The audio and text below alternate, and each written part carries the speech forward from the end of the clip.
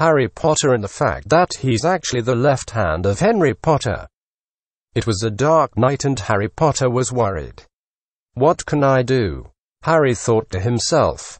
I'm here. You're on your own? Malfoy asked in a calm voice. Harry felt more than pleased to be relieved. Perhaps he could make him understand that he had no duty or responsibility when they were alone. They were just friends. I will take care of you, Harry told Malfoy with a smile. Albus Dumbledore looked to his wand at the dark mark on Sirius Black's hand and shook his head for a moment. I have decided to put you on guard, Harry Potter, for you and your safety. Let your wand rest there. He would know to come to Hogwarts next. Harry nodded and began to walk away. He thought to himself that he would be safer walking alone. After a little less than 10 minutes of walking, Harry was relieved when a small voice called out from behind him. What do you want, Sirius? Harry Potter, Harry replied with confidence, his voice just as cheerful as ever. James and Lily looked back at the two children. How dare you? Who could you be? She shouted at him, a sick note in her voice. The girl continued yelling her words and she seemed to hear the voices of other children around her.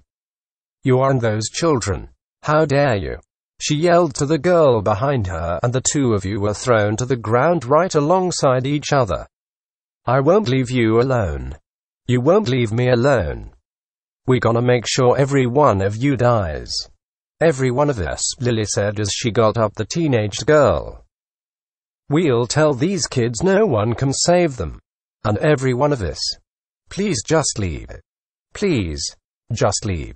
Let the little boys die. The girl's voice could be heard through a gap in the roof. No, I'm not leaving, Lily said, her voice cracking. The teenagers looked at each other.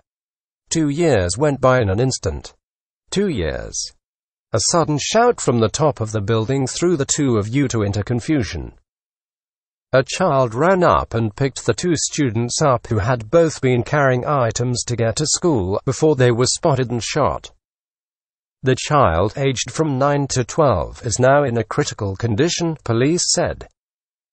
Witness Jackie Cafferty told local broadcast to WXIA that the two children were playing near a school in the nearby suburb of Westover when they were attacked at around 5:30 a.m. They are playing down the street and they were running up and picking them up because they had been to the toilet, she said. I just saw one of them getting shot. I was just going to give them some love when he was coming down the street and I heard a sound that could have been a bang, then saw it was two kids fighting over him. They were in front of me, one in the face and the other in the chest.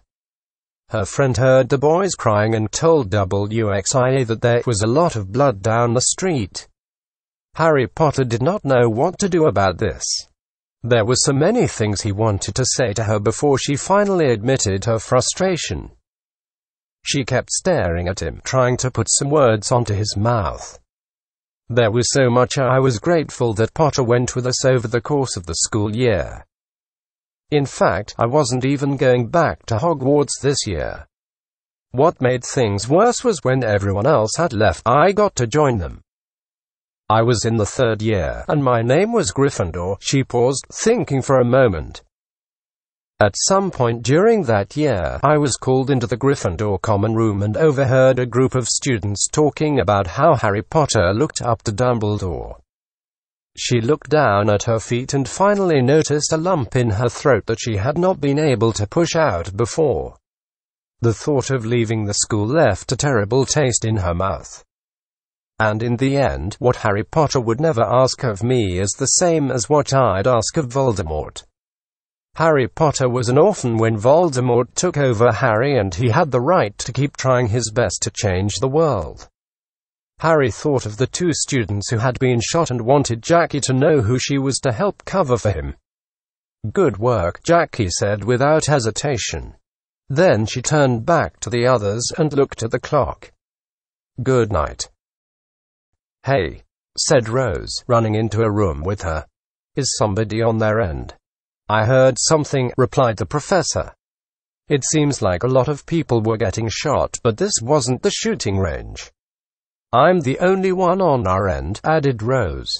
I thought of running inside, but that didn't seem right. Well, the professor said sadly as he got into his own room. He pulled out his phone and pulled up a screenshot. The shot was the same shape and size as the one the boy's body had been hit with. It was a picture of Jackie in a white dress with her head in the background. There was a gunshot wound to her nose in the far right, and it was obvious that it came from behind. You should try and talk to her. Please, Rose said with tears in her eyes. Please don't do this again. She wiped her tear away. I will never forgive you. It hit her even harder than the others had, though. She remembered a time that before, no one wanted to do them anymore. But all she could do was hug them all. That night, she cried because she was so afraid. But it was her first time crying on the job, and that's how she felt when she didn't feel like going home. A few weeks after that, she left for Canada. Rose's only memory of Rose was the smell of the coffee, the smell of Rose, and that coffee. And those were all it took to know she was back and she could feel good again.